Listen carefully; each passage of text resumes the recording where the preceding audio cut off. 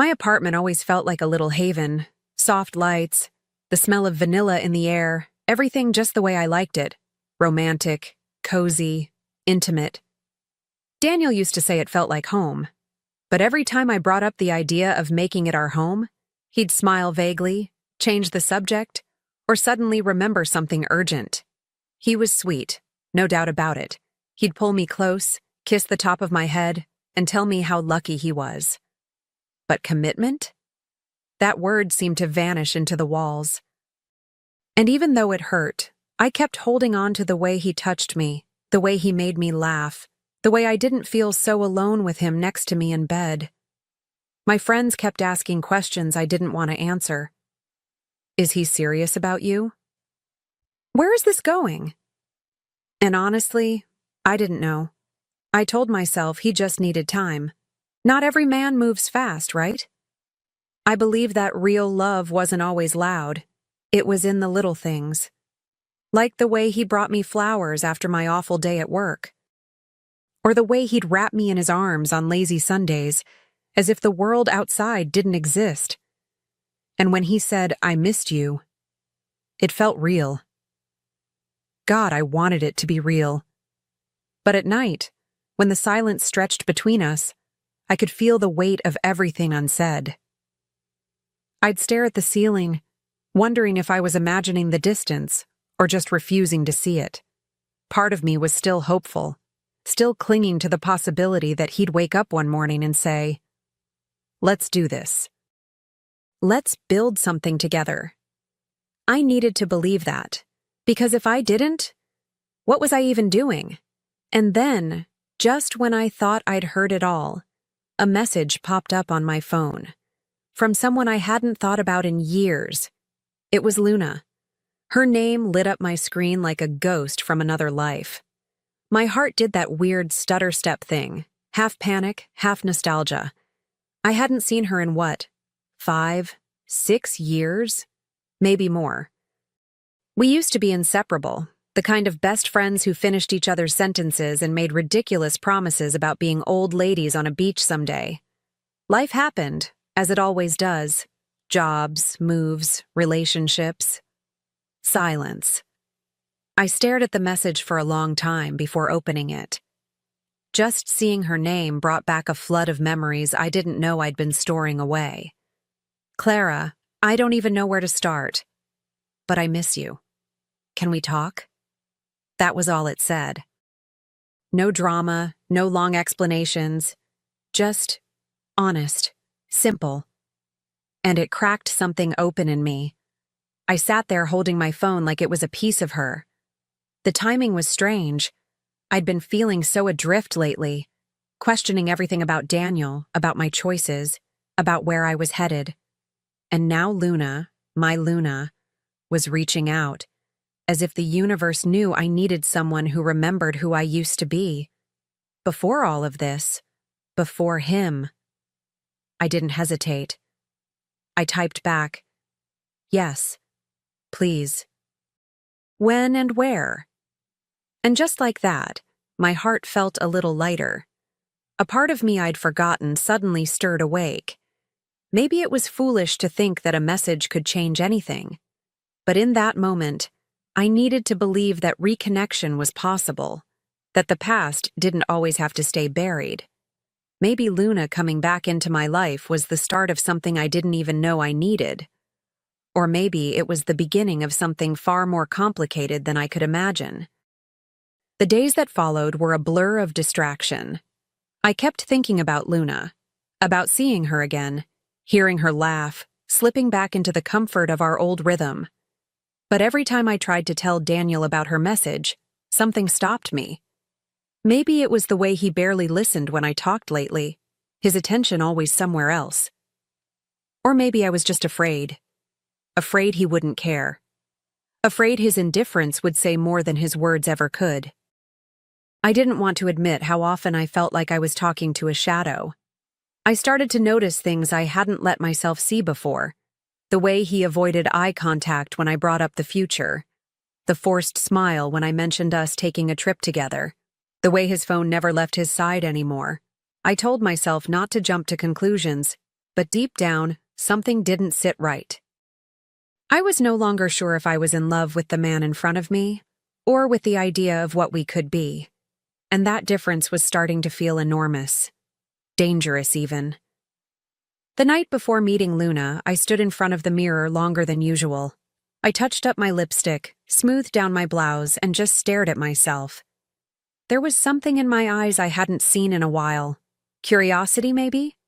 A flicker of who I used to be. I didn't know what seeing Luna again would bring, or what stories she'd come carrying. But a part of me, small but growing, was starting to wonder if the questions I had about Daniel weren't the ones I needed to be asking after all. The cafe was small, tucked away on a quiet street, just like the ones Luna and I used to love back in college. I got there early, hands wrapped around a too-hot mug, trying to slow the nervous drumbeat in my chest. And then she walked in.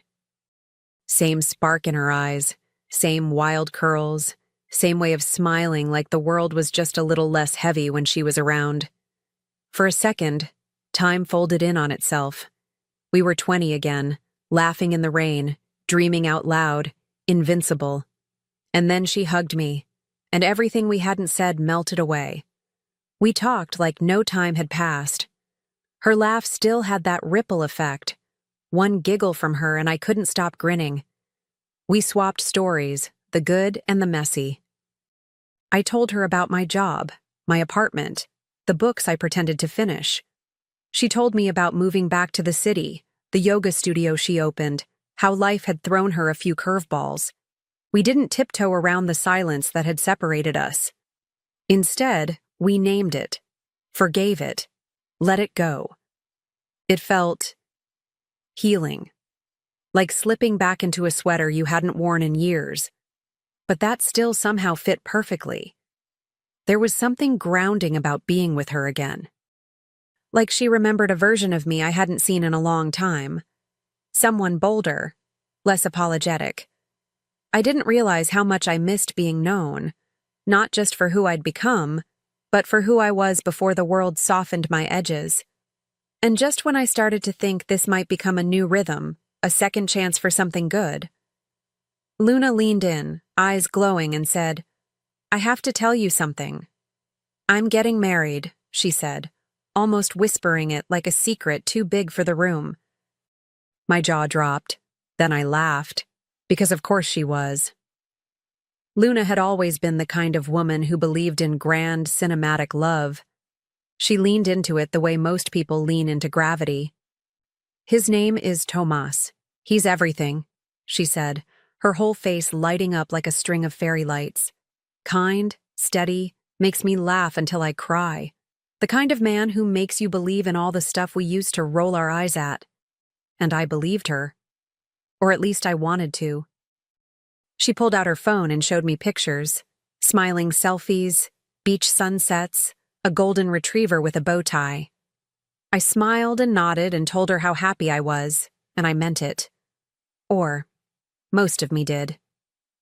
The other part, that quiet voice buried deep inside, wondered if I was ever going to get my own fairy tale. But I pushed it down. This was Luna's moment, and I wasn't about to cast a shadow over it. She reached across the table, her hand warm on mine. "I want you there, at the wedding. I need my best friend by my side." I said yes before I could even blink. Not because I was ready for a room full of strangers, or because I thought I could watch someone else get their happy ending without flinching. But because I needed this. I needed to believe in new beginnings. I needed to believe that people could drift apart and still find their way back to something that felt like home. For the first time in a long time, something real was blooming inside me. And I wanted to tell her everything. About Daniel. About the confusion, the waiting. But just as I opened my mouth, she cut in with another dreamy sigh. "You won't believe how he proposed." She launched into the story like a teenager in love. Wide-eyed, glowing, completely swept away. We were in Lisbon on this little rooftop with fado music playing in the background. I thought we were just watching the sunset, but then he pulled out this tiny velvet box. Her voice trailed off, dreamy and distant, like she was still there on that rooftop. I smiled, nodding at the right parts, but inside, something shifted. I was happy for her, truly. But there was a quiet ache curling around my ribs, the kind that makes you wonder what you've been waiting for, and why. I tried again to bring up Daniel. "There's someone I've been seeing too, actually," I began, careful with my words, not even sure what I wanted to say. That we were serious? That we weren't? That I didn't know what we were? But before I could go further, she cut in again, eyes sparkling. "You have to meet Tomas. He's everything I ever hoped for, and somehow more. You're going to love him, Clara." I swallowed my thoughts. There wasn't space for my uncertainty in her fairy tale, and maybe that was okay. Maybe this moment was hers to own. Still, as we hugged goodbye and promised not to lose each other again, I felt something tighten inside me. I couldn't name it then, but it felt like I was standing on the edge of something I couldn't quite see yet. A feeling that something was coming, something that would change everything. And I had no idea how right I was.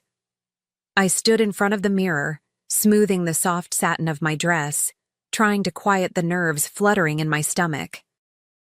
Not sadness, just that charged energy weddings always bring.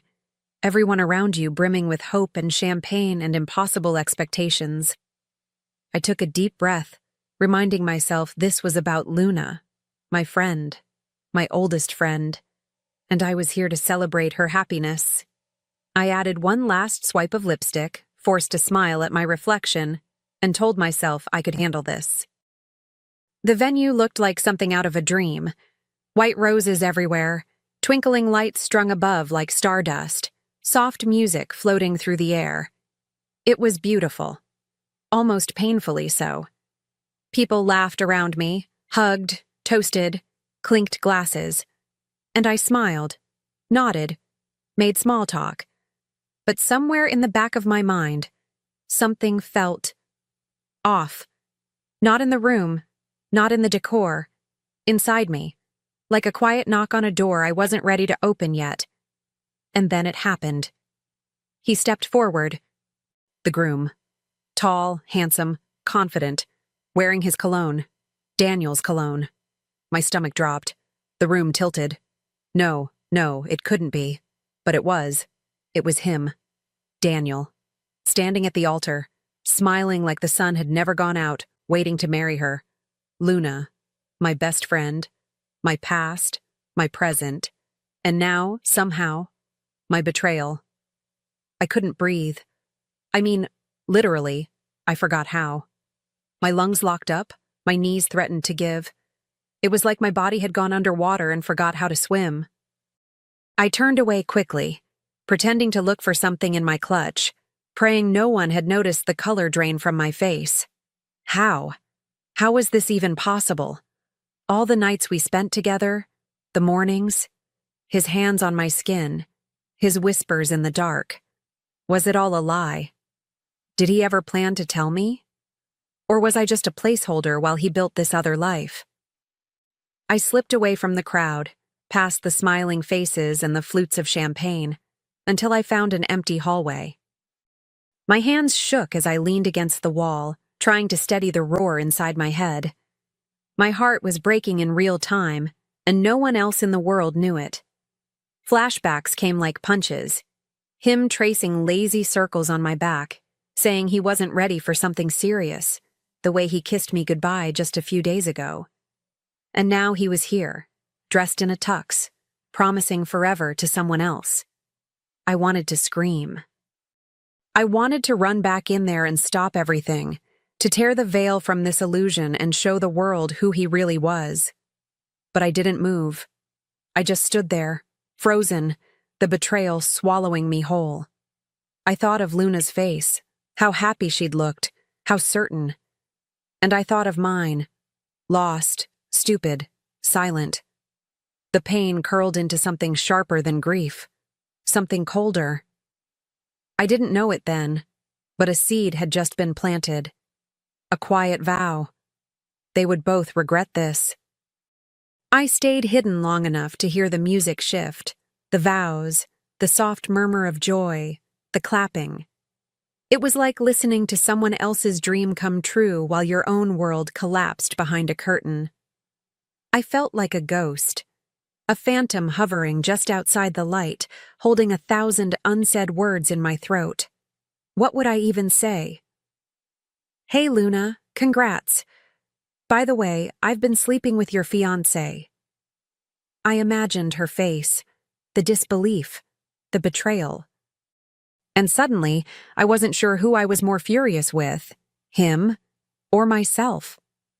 Because I should have seen it. The distance, the deflection, the careful way he danced around real conversations. I had pieced together a version of him that fit my hope, not my reality. And now here I was, holding the shattered proof of everything I refused to see. But there was no time for guilt. Not anymore. Something else had started stirring in me. I wasn't just heartbroken. I was awake. Sharp. Steady. Like steel coming out of fire. So I didn't confront them. Not yet. I walked quietly back to my car, past all the smiling strangers, my heels echoing like a warning. I didn't look back. Not once. But inside me, something had shifted for good. This wasn't going to end with silence. No, I would find the right moment, the perfect moment, because some betrayals don't just break your heart, they build your resolve. The first morning after the wedding, I didn't cry. I didn't scream into a pillow or call a friend or replay everything that happened. I just sat still. For the first time in weeks, maybe months, my mind was crystal clear. Pain has a strange way of burning off the fog. It sharpens you. And I was sharp now. Clear, cold, and terrifyingly calm. Daniel had lied to me, used me. Luna had trusted me, unknowingly betrayed by the man she loved. I could have walked away. But something in me had snapped into place. No more wondering. No more waiting. I wanted the truth, and I wanted justice.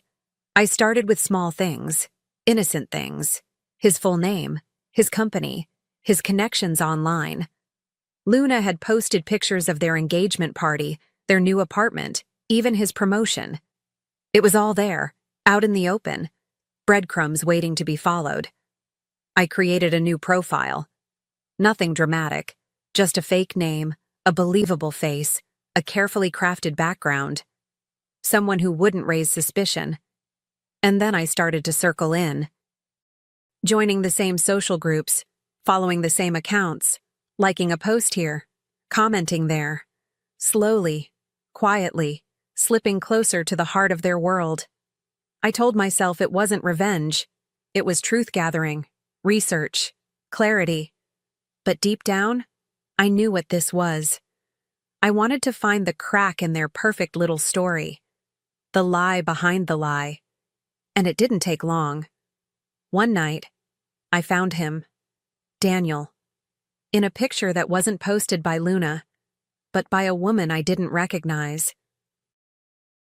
Her hand was on his chest, his smile, familiar, too familiar, and the caption? Late nights, worth it. My heart didn't race. It didn't even flinch. I just stared at it, a slow smile forming on my lips. So this was who he really was. I zoomed in on the photo, looked at the time it was posted, matched it to a night he said he was working late, one of many. And that was all I needed. That little slip. That glimpse into who he was when no one was watching. From there, it unraveled quickly. Messages, tags, comments half deleted. I dug deeper, and the truth poured out like dirty water. This woman wasn't the only one. There were others. Casual flings, overlapping timelines. My stomach churned, but I didn't look away. I cataloged everything, screenshots, locations, usernames.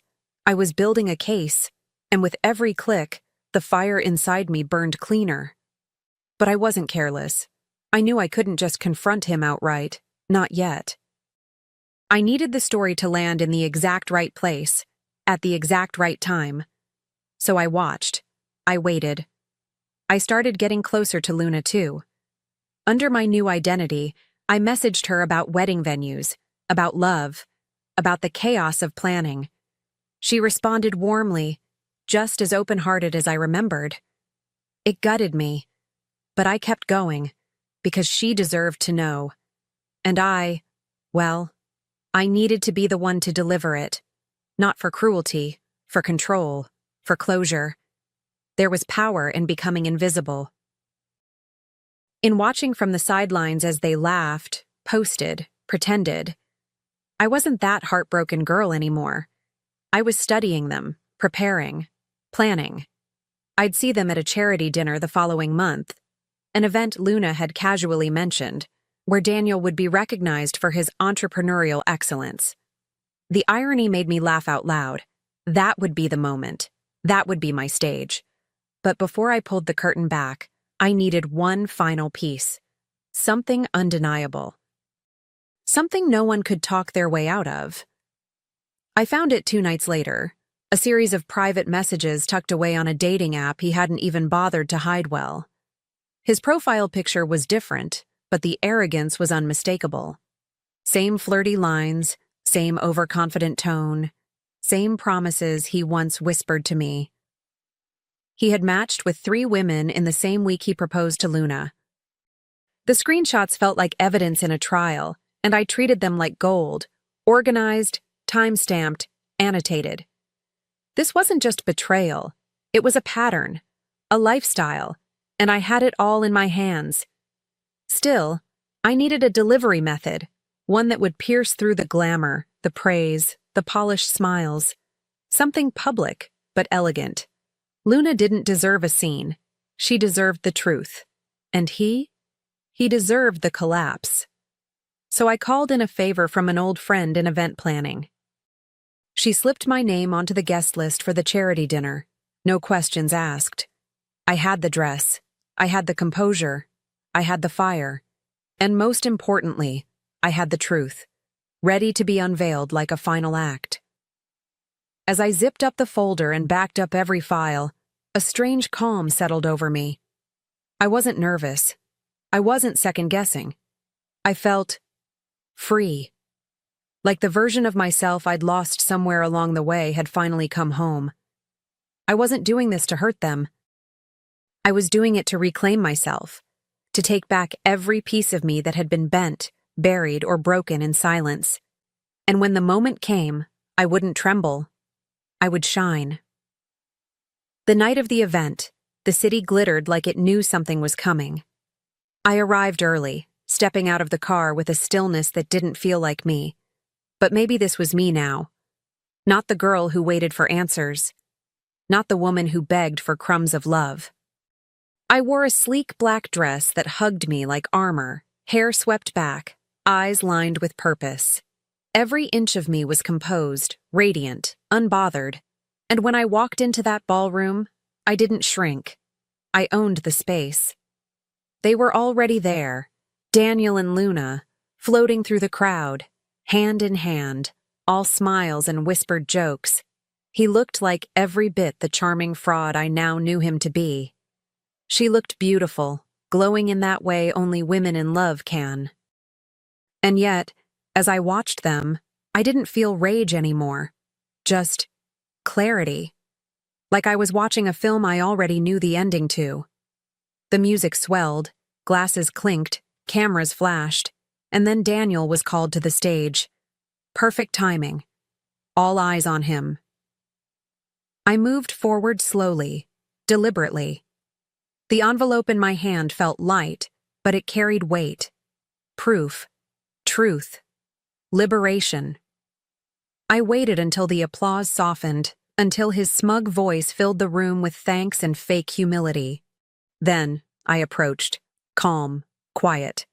I didn't shout. I didn't make a scene. I simply stepped into his line of vision and watched the blood drain from his face. His mouth opened slightly, as if he might say my name, but no sound came out.